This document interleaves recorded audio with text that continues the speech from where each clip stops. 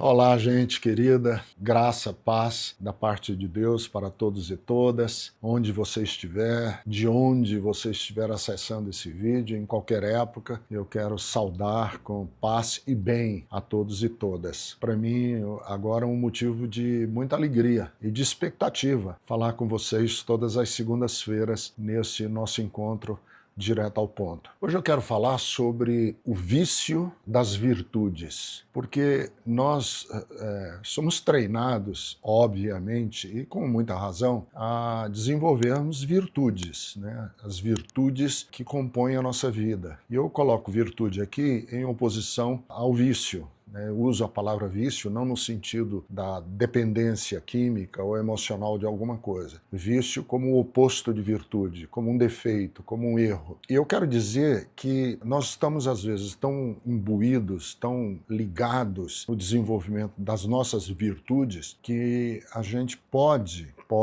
não significa que necessariamente, mas pode desenvolver na busca das virtudes vícios, defeitos, que as virtudes em si mesmas elas podem ser danosas a nós, que o fato de uma pessoa ser virtuosa não necessariamente indica que essa pessoa tem qualidades, tem atributos, que ela seja elogiável. Não, a pessoa pode ter virtudes e essas virtudes esconderem vícios, esconderem defeitos, essas virtudes serem perturbadoras da integridade daquela pessoa. Então, eu quero colocar algumas virtudes que a gente bate-pronto diz todo mundo deve ter, é necessário ter essas virtudes, e mostrar que essas virtudes que todo mundo acha que deveria ter podem esconder também problemas significativos.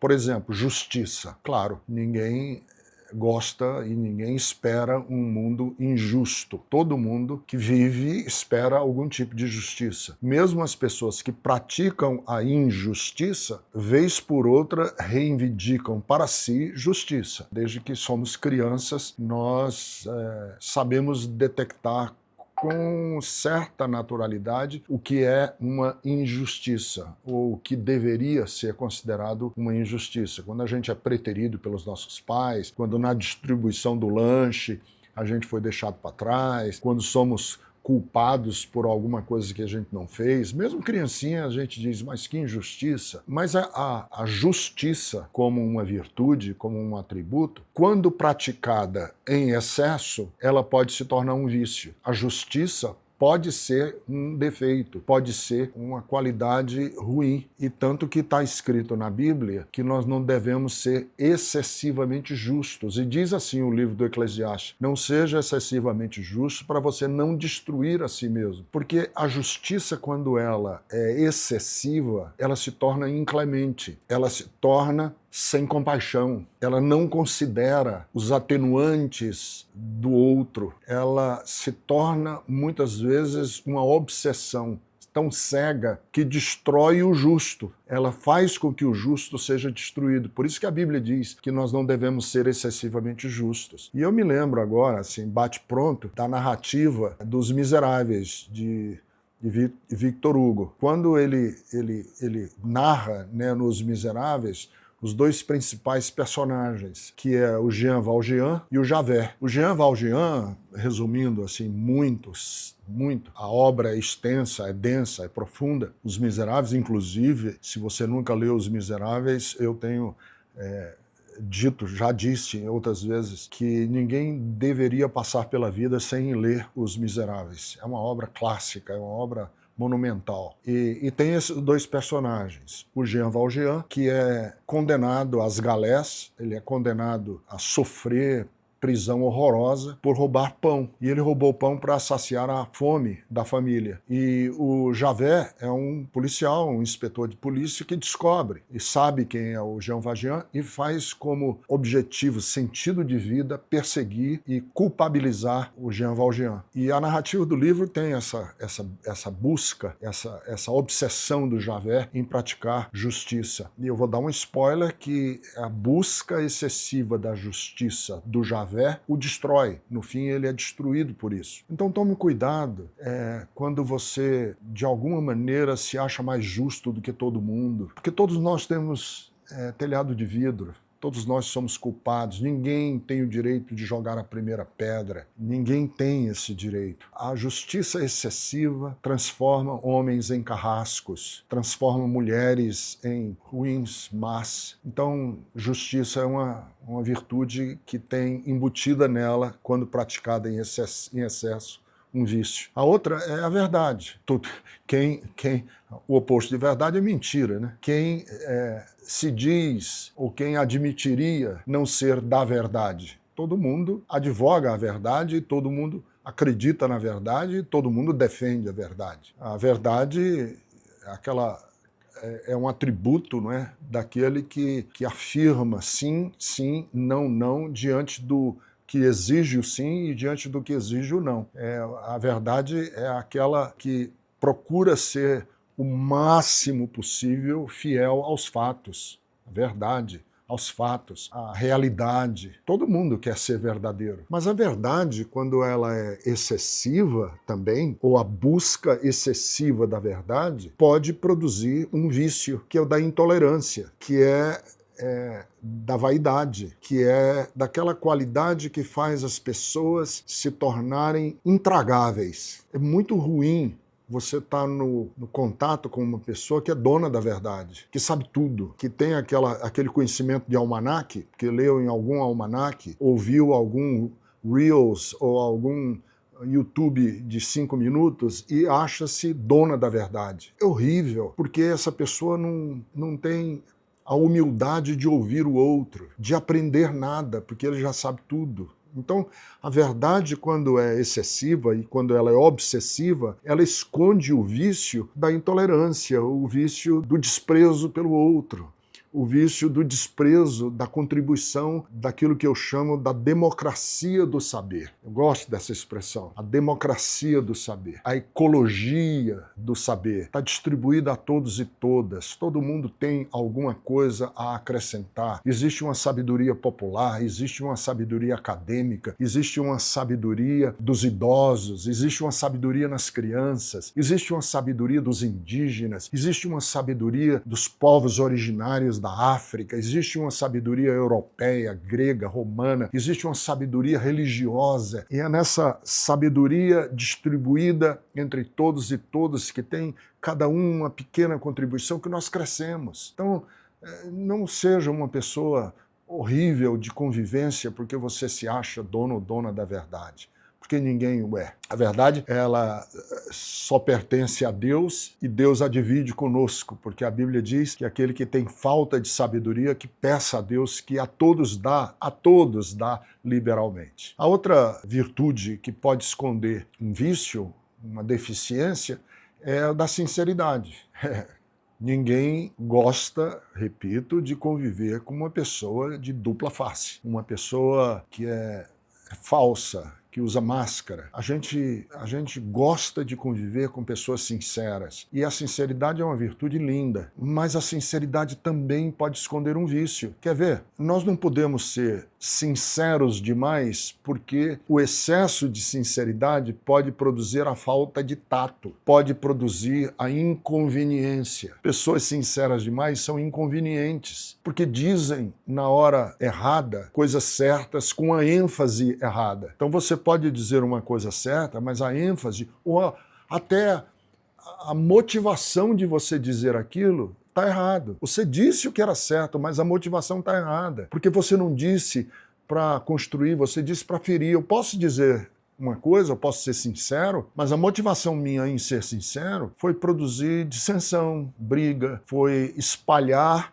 entre as pessoas uma cisânia. Não, nós temos que tomar cuidado. Também eu brinco muitas vezes para dizer assim, você precisa ser muito, muito íntimo de uma pessoa para dizer que ela está com mau hálito. Porque se você não é íntimo da pessoa e você diz que ela está com mau hálito, ou está com CC, né, que é o odor nas axilas, ou o mau cheiro nas axilas, você diz isso para uma pessoa, você fere, se você não é íntimo. Você precisa ter um grau de intimidade para poder dizer certas e determinadas coisas. Eu não entro na casa de uma pessoa que me convidou para um lanche, ou para tomar um café, ou para jantar, e reclamo que a cozinha não está bem limpa, ou que a cortina está esgarçada. Olha, você precisa cuidar. Não, eu tenho que ter tato, porque senão eu sou inconveniente. E a gente precisa saber respeitar os espaços, respeitar as fragilidades alheias, tomar cuidado com o que a gente diz, para que, em nome da nossa sinceridade, nós não sejamos pessoas ferinas. Então, cuidado. E por último é o da humildade. Claro, está até na Bíblia, né, que são bem-aventurados os humildes. A humildade, que é o inverso do narcisismo, que é o inverso da gabolice, que é o inverso da autoexaltação de si o tempo inteiro. É horrível você estar convivendo com uma pessoa que está o tempo todo dando carteirada, está o tempo todo se gloriando. E a Bíblia diz, sejam outros os lábios que te louvam e não os teus. Temos que tomar cuidado para não sermos uma pessoa que é desprovida de humildade. Mas a humildade em excesso pode esconder um vício. Qual é o vício da pessoa que é excessivamente humilde? É uma pessoa que não tem boa autoestima. Pessoa exageradamente humilde é uma pessoa que não se coloca, que não coloca a sua própria dignidade quando as coisas estão sendo discutidas, quando o relacionamento está tenso. O excesso de humildade pode gerar subserviência. É o espírito do capacho. É aquela pessoa que aceita tudo, é uma pessoa que se deixa manipular, se deixa controlar. Então, o excesso de humildade pode gerar, por exemplo, mulheres dentro de um casamento em que elas perdem a sua autoestima e se tornam, muitas vezes, reféns de um relacionamento tóxico. Por quê? Porque o excesso de humildade esconde um defeito, que é a pessoa não amar a si própria. Quando a Bíblia diz que nós devemos amar ao próximo, o texto diz amar a Deus e ao próximo como a si mesmo. Quer dizer, eu tenho que ter um amor a mim mesmo, e lá no Ceará, no meu Ceará, tem um ditado popular que diz que quem muito se abaixa mostra o fundo das calças. Em outras palavras, quem muito se humilha acaba se rebaixando e perdendo o direito de defender a sua própria dignidade. Então vamos tomar cuidado com essa frase, né, que eu sou tão humilde, que escrevi um livro a respeito, porque esse excesso de humildade é uma brincadeira, né? Aquela piada, né? Eu sou tão humilde que eu escrevi um livro de como eu me tornei humilde. Que, na verdade, não é humildade coisa nenhuma. É uma forma de se auto-exaltar. Não, eu não estou falando disso. Eu estou falando dessa humildade excessiva que torna pessoas oprimidas, torna pessoas submissas, torna pessoas sem o direito de voz, sem o direito de fala, sem o direito de reivindicar minimamente os seus direitos. Não, eu não quero que você seja humilde a esse ponto. Então está aqui a minha contribuição hoje para a gente pensar no vício das virtudes, porque as virtudes elas podem ser boas e são boas, por isso que se chamam de virtudes, mas se elas não forem colocadas no devido espaço e na devida medida, a virtude pode se transformar num vício. E muitas virtudes escondem vícios. E talvez tenha sido esse o grande esforço de Jesus de mostrar aos religiosos da sua época que eles ostentavam virtudes, mas essas virtudes que eles ostentavam não eram criticamente pensadas e por isso escondiam seus vícios, e é devido a isso que Jesus chamou de sepulcros caiados. Pense num sepulcro, num túmulo que recebeu uma mão de cal pelo lado de fora, mas esconde dentro um cadáver.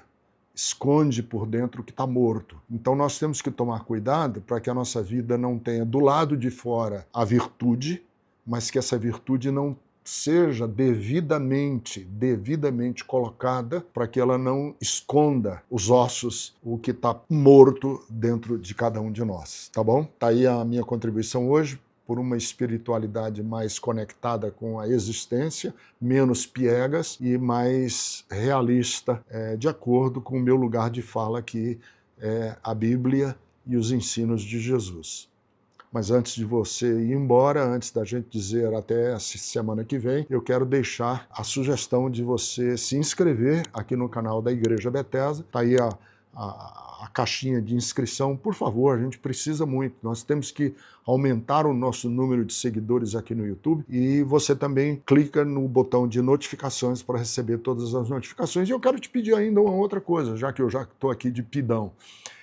Por favor, recomenda esse vídeo, manda para alguém, reparte com outras pessoas, para que a gente tenha maior engajamento e para que a gente possa também ter mais pessoas aqui no nosso canal, tá bom? Um beijo no coração de todos, a gente se vê semana que vem. Aliás, um beijo do Careca.